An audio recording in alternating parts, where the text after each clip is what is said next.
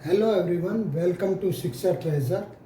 आज हम हिंदी व्याकरण के अंतर्गत उपसर्ग और प्रत्यय के बारे में पढ़ेंगे। ये क्लास 9th में की हिंदी व्याकरण में है। वैसे उपसर्ग प्रत्यय से संबंधित बातें कक्षा 6 में भी, क्लास 6, 7, 8 में भी थोड़े थोड़े इनसे संबंधित क्वेश्चन आते रहते हैं। लेकिन विशेष रूप से जो है ये 9th क्लास के लिए है उपसर्ग और प्रत्यय, क्योंकि 9th क्लास के अंदर 4 नंबर का हिंदी व्याकरण के अंतर्गत ये आता है। तो सबसे पहले जब हम उपसर्ग प्रत्यय में बात करते हैं तो पहले उपसर्ग के बारे में बात करेंगे। देखिए, एक बात ध्यान रखना, ये ऊ हिंदी वर्णमाला के हिसाब से ऊ शब्द पहले आता है और पै जो है बाद में आता है। तो उसी हिसाब से इनका हम बताएंगे कैसे ये प्रयोग किए जाते हैं। तो उपसर्ग क्या है, यानी जो शब्द किसी सार्थक शब्द के आगे लग करके उसके अर्थ को बदल देते हैं। यानी कोई शब्द पहले है, वो अर्थ दे रहा है, लेकिन उसके आगे कुछ ऐसे शब्द हैं जो लग जाते हैं और उसके अर्थ में परिवर्तन ला जाते हैं, तो वो उपसर्ग कहलाते हैं। जैसे हित यहाँ शब्द है और हित के आगे ए लग गया तो शब्द बन गया अहित। हित का मतलब था भलाई, लेकिन जब इसके आगे ए लग गया अहित, अहित का मतलब भलाई नहीं बुराई, तो उसका अर्थ ही बदल गया। देखिए, तो उपसर्ग क्या है। देखिए, उपसर्ग मैंने कहा था ऊ वर्णमाला में पहले आता है और पै जो है बाद में आता है। तो ऊ का मतलब हो गया जो शब्द आगे लगते हो उपसर्ग वाले। कोई भी आप शब्द लिखते हो तो आगे पीछे की बात करते हो, तो उपसर्ग शब्द पहले आया, ऊ भी पहले आता है। तो उपसर्ग वे शब्द है जो किसी मूल शब्द के आगे लगते हैं, और प्रत्यय वो शब्द है जो किसी मूल शब्द के पीछे लगते हैं। ये आगे लग करके अर्थ बदल देते हैं उपसर्ग, और प्रत्यय पीछे लग करके उसके अर्थ बदल देते हैं। लेकिन हम यहाँ पहले उपसर्ग की बात कर रहे थे। तो उपसर्ग के जब हम भेद की बात करते हैं तो उपसर्ग के 3 भेद हैं। उपसर्ग के 3 भेद हैं। पहला, देखिए, इनके भेद का जो नाम रखा गया है वो भाषाओं के आधार पर रखा गया है। सबसे पहले कुछ ऐसे हैं जो संस्कृत से संबंधित है, तो उनको हम तत्सम कहते हैं, जो संस्कृत वाले उपसर्ग हैं वो। उसके बाद तद्भव, तद्भव होते हैं हिंदी वाले, और उसके बाद है विदेशी, क्योंकि अपनी देसी भाषाएं दो, शुरुआत में हमारे देश में संस्कृत का बोलबाला था और फिर हमारी जो है हिंदी मातृभाषा बनी है। तो संस्कृत, हिंदी और फिर विदेशी भाषाएं। विदेशी भाषाओं में मूल रूप से 2 ही प्रकार के, एक तो उर्दू फारसी के आते हैं और दूसरे अंग्रेजी से संबंधित आते हैं। तो यहाँ हम उपसर्ग के 3 भेद की बात करेंगे। तो पहला भेद है तत्सम उपसर्ग। तो तत्सम उपसर्ग क्या है, यानी वे उपसर्ग जो संस्कृत से आए हैं, वे उपसर्ग जो संस्कृत से आए हैं उन्हें हम तत्सम उपसर्ग कहते हैं। जैसे हमने उदाहरण के तौर पर कुछ यहाँ उपसर्ग लिए हैं जो सारे तत्सम हैं। जैसे अति है, अनु है, निर, निस, प्री, प्रति, वी, सु, चिर, बहिर, सम। ये कुछ उदाहरण लिए गए हैं जिनसे हमने यहाँ वाक्य बनाए हैं, तो इनको ध्यान से पढ़ेंगे। देखिए, अतिरिक्त शब्द है। देखिए, आपने उपसर्ग छांटने आते हैं तो सबसे पहले उस शब्द का उच्चारण ठीक तरीके से करिए, उसका प्रोनाउंसिएशन जो है आपका ठीक रहेगा, तो उसके हिसाब से आपको उपसर्ग छांटने में आसानी रहेगी। जैसे हम जब अतिरिक्त की बात करते हैं तो अतिरिक्त, तो रिक्त मूल शब्द है, अति जो है इसके आगे उपसर्ग लगा हुआ है। देखिए, रिक्त का मतलब खाली होता है और अति इसके आगे उपसर्ग लग गया। अतिरिक्त का मतलब होता है इसके अलावा। इसके बाद है अनुसार। तो अनुसार, सार मूल शब्द है, उसके आगे अनु लग गया तो अनुसार। बोलते कैसे है, अनुसार। इसके बाद निर्जन, तो निर और जन, जन लोग हैं और निर उपसर्ग लग गया तो निर्जन का मतलब जन से रहित, यानी जहाँ पे कोई लोग नहीं रहते हैं तो उस जगह को हम निर्जन कहते हैं। इसके बाद निश्छल, तो छल के आगे निश लग गया तो वो निश्चल। छल का मतलब धोखा होता है, लेकिन निश्चल का मतलब धोखे से रहित, जो किसी के साथ धोखा नहीं करता, तो वो निश्चल होता। परिचालक, चालक होता है चलाने वाला, और परिचालक, परिचालक देखा होगा आपने, ड्राइवर का जो है हिंदी का शब्द जो है, जो बस गाड़ी किसी को भी चलाते हैं तो वो क्या कहलाते हैं, परिचालक। इसके बाद एक, एक मूल शब्द है जो गिनती में एक होता है, और प्रति उसके आगे लग गया तो प्रत्यय का मतलब हर एक, एक के बाद एक।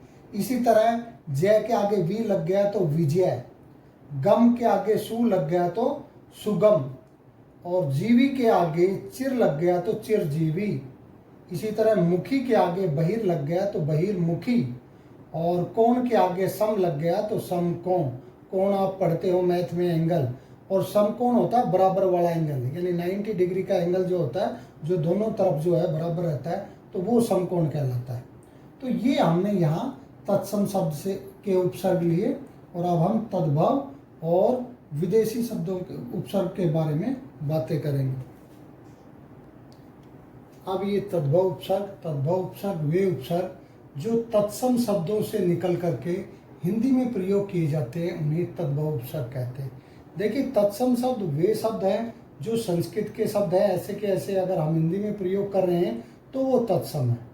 लेकिन संस्कृत के ही शब्द जो थोड़े बहुत परिवर्तन के साथ हिंदी में प्रयोग किए जाते हैं, उनको हम तद्भव कहते हैं। तो ये तद्भव उन्हीं शब्दों से जो है ये तद्भव उपसर्ग आया है। अब इसके जैसे उदाहरण के लिए कुछ हमने उदाहरण लिए हैं यहाँ। ए, अन, के, दू, नी, पर, भर, से, औ, अध, बिन। तो जैसे ए से ए जमा मर का मतलब मरना, और ए आगे लग जाता है तो अमर बन गया, जो कभी मरता नहीं है। इसी तरह ये अर्थ बदल देते हैं। तो जान के आगे अन लग गया, तो जान का मतलब जानने वाला, और अनजान का मतलब जो नहीं जानता हो, जिसको कोई नहीं जानता हो तो वो अनजान। कै जमा पूत तो कपूत। दू जमा बला तो दुबला, जो कमज़ोर व्यक्ति होता है उसको हम दुबला कहते हैं। तो दू जमा बला से दुबला। इसके बाद नी जमा डर तो निडर। पर जमा दादा परदादा। भर जमा पेट भरपेट। सै जमा हित सहित। ओ जमा गुण अवगुण। औ जमा गुण अवगुण। अध जमा पका अधपका। बिन जमा बात बिन बात। देखिए, हमने फिर भी कहा कि जब आप शब्द को पढ़ते हो तो उसको सही तरीके से अगर पढ़ते हो तो आपको पता चल जाएगा उसमें उपसर्ग कौन सा है और मूल शब्द कौन सा है। तो ये हमारा दूसरा उपसर्ग का दूसरा भेद हुआ। अब तीसरे भेद के बारे में पढ़ेंगे। अब जो उपसर्ग का तीसरा भेद है वो है आगत या विदेशी उपसर्ग। विदेशी का मतलब विदेशी भाषाओं से जो हमारी हिंदी में आए हैं वो उपसर्ग विदेशी उपसर्ग या आगत उपसर्ग कहलाते हैं। जैसे इसमें दो मुख्य प्रकार से आए हैं। एक तो जो उर्दू भाषा के हैं जिसको अरबी फारसी के नाम से जाना जाता है, और दूसरा जो अंग्रेजी भाषा के हैं जिनको अंग्रेजी उपसर्ग के नाम से जानते हैं। तो यहाँ हमने कुछ अरबी फारसी के लिए हैं, जैसे अल, गैर, बा, ला, हर, दर और कम। अब इनसे देखिए शब्द कैसे बनते हैं। जब अल से हम बनाते हैं तो उसमें अल प्लस बेला, तो अल अगर बेला के आगे लगा देते हैं तो अलबेला बन जाता है। इसी तरह गैर, गैर के आगे पीछे कानूनी, गैर आगे शब्द लगा दिया हमने, कानूनी के आगे गैर उपसर्ग लगा दिया तो गैर कानूनी। वजूद के आगे हमें बा लगा दिया तो बावजूद। इसी तरह प्रवाह के आगे लाल उपसर्ग लगा दिया तो लाप्रवाह, और दम के आगे हर लगा दिया तो हरदम।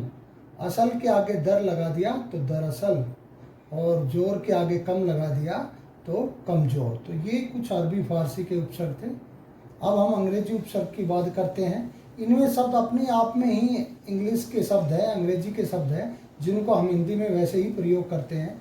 जैसे सब है, हेड है, डिप्टी है, चीफ है, जनरल है। तो इनसे हम ये शब्द बनाते हैं। तो सब जमा इंस्पेक्टर, सब इंस्पेक्टर, तो ये इंग्लिश का ही शब्द है लेकिन हम हिंदी में ऐसे ही प्रयोग करते हैं। हेड क्लर्क, तो हेड क्लर्क, हेड जमा क्लर्क, क्लर्क के आगे हेड लगाने से, कलेक्टर के आगे डिप्टी लगाने से डिप्टी कलेक्टर। उसी तरह जज के आगे चीफ लगाने से चीफ जज, और मैनेजर के आगे जनरल उपसर्ग लगाने से जनरल मैनेजर। तो यहाँ पर हमने उपसर्ग क्या है और उपसर्ग के भेद जो मुख्य रूप से तीन थे, पहला था तत्सम, दूसरा तद्भव और तीसरा था आगत, इनके बारे में हमें पढ़ा है। अगर आपको इस वीडियो से संबंधित किसी भी तरह का कोई डाउट हो तो आप कमेंट बॉक्स में जाकर के कमेंट कीजिए, और अगर आपको ये वीडियो पसंद आई हो तो इसे लाइक कीजिए और चैनल को सब्सक्राइब करना ना भूलें।